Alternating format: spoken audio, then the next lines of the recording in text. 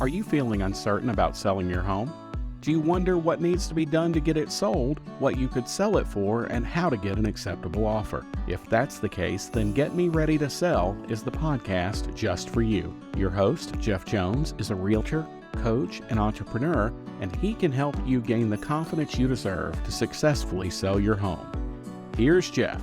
Number 4, size and layout. Does the size and layout of your home meet their need for life, for work, and for play? Does it provide comfort? Are there places where they can have privacy? If they've got teenagers, they want some privacy. But there may be some places that they need togetherness, a family room if they've got elementary kids, or get those teenagers out of the rooms for a game night. Can they do those things? Is there storage? Everybody wants more closet space. Unless you're a minimalist, and good for you if you are. My family's not.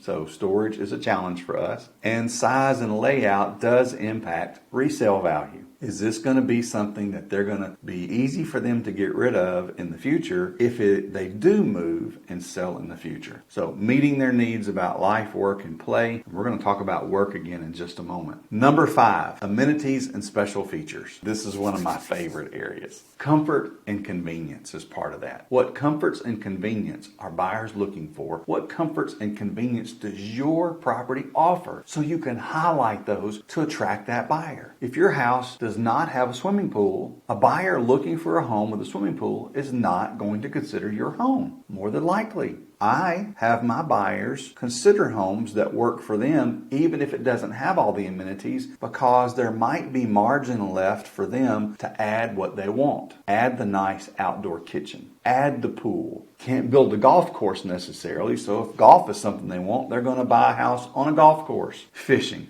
My wife and I bought a house with an 1.5 acre pond. We're the only ones that live on the property. The pond is over 2 pieces of property. No one lives on the other section of property. So I'm the only one that fishes most of the time. A few other people, friends of mine, stop by and will fish, but I love it. I get to get a hook wet almost every day. That's my smoke break, my margarita, my mojito, whatever it is. That's my release valve, is getting to go out and cast a lure and get a hook wet, even if I don't catch anything. However, last couple of days, I caught 2 yesterday and 1 the day before. Didn't get a chance to fish today, or at least the day that I'm making this podcast, I didn't get a chance to fish. One of the things that my wife and I looked for when we were buying our home back in 2015 was high-speed internet. We happen to live in an area where not every part of our county is covered with high-speed internet. However, there is a move underway to make that happen. We're about 3 years into that process. I knew that I needed to be able to upload and download quickly, do some remote work from home, and internet was key for me. Actually, where I'm at now, our internet was down for a month. We have an underground line. I was told that by one technician that the signal at the road was great. The signal where it comes up to the house to come in, at that point, there was no signal, so we're going to have to put a new line in. It's taken forever to get all that stuff taken care of. Another technician came out on day 31, changed out one little bitty piece, said, "You don't need a new line. It's great." Now I have really fast, high-speed internet. Again, faster than it's been in a long time. I'm grateful for that. Buyers are concerned about that. That's one of those amenities and special features that they have. Another one of those for comfort and convenience, another aspect of that is quality of life. Entertainment. Do they have space to entertain if that's who they are? If they have people over all the time, if they host a small group for church, whatever it is, if they have training for work, are they going to be able to have space for those things? Some people are interested in their health. Do they have a gym that they can work out in their home, or a pool where they can do laps? Cooking. What kind of kitchen do they have? Is it a really nice chef's kitchen that they have? Do they have an outdoor kitchen? Is there places for them to do gardening? I joked with my wife that maybe the 5 acres that we have, or 3.5, because we sold 1.5 acres to my mom to build a home, but the 3.5 acres, do we really want to build her a home? Do we need to keep living here at the age that we are? Why don't we sell our house, go buy a house in a 55 plus community, buy a house for my mom, buy a house for her mom, and we're all there together. And my wife said, "You would not be happy there because you couldn't do any gardening and you couldn't do any fishing." And I said, "Well, I just had to go buy a boat."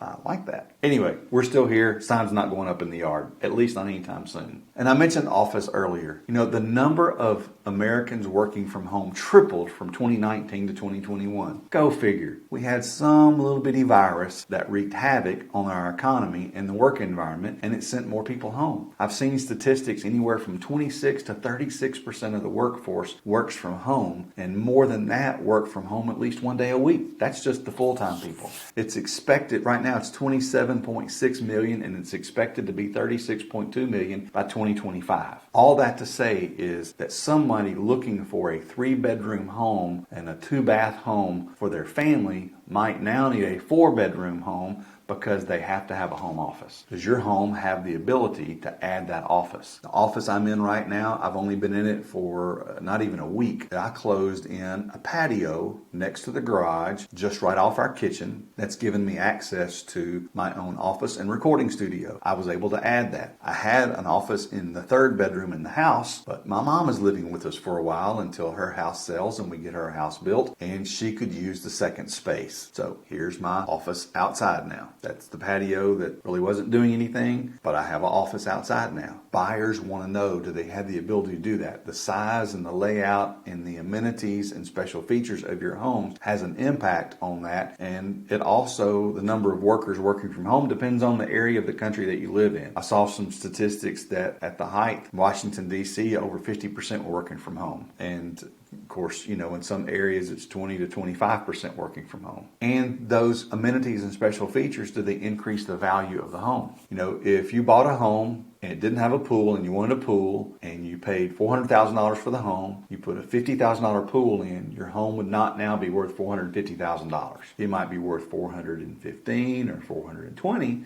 but it's not going to be worth $450. A pool is not something you're going to get your money back out of. It's all about enjoyment. It's all about your health, providing fun for your kids and your family and your friends. That's what that's for. Will it increase the sale value of your home? Maybe a little bit, but it will also alienate people who don't want a pool. Whether you have a pool is entirely up to you, or any other of these amenities and special features. But buyers want to know, is this feature going to possibly increase the value? All right, so we've talked about it already, the resale value of a home. How long do Americans live in their homes? From 1990 to 2005, the median length of home ownership, meaning half the people moved before and half the people lived in it longer, was 6 years. 6 years. Half of Americans lived in their home for less than 6 years. The other half lived in their homes for more than 6 years. Homes that they bought. In 2010, that jumped up to 8 years. In 2015, that jumped up to 11 years. And in 2020 and in 2021, it's 13 years. They're staying in their homes longer. And with the interest rates that we had back before summer of 2022, I expect they're going to stay in their homes even longer. The average length is 8 years. What that means is that they're likely going to have to deal with some of those maintenance costs down the road. HVAC, roof, plumbing, paint, if they have asphalt, sealing it or replacing it.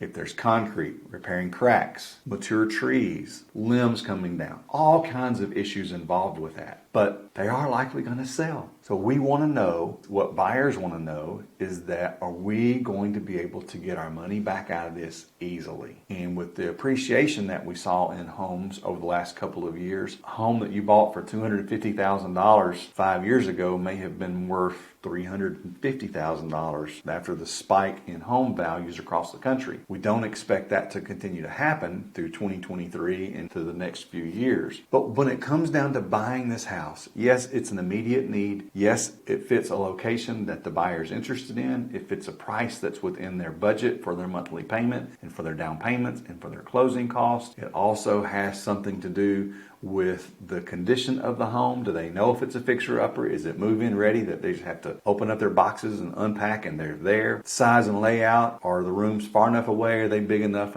storage? Can they add an office to it? How about any special features and amenities? All those things factor into now. But a savvy buyer is also thinking about later.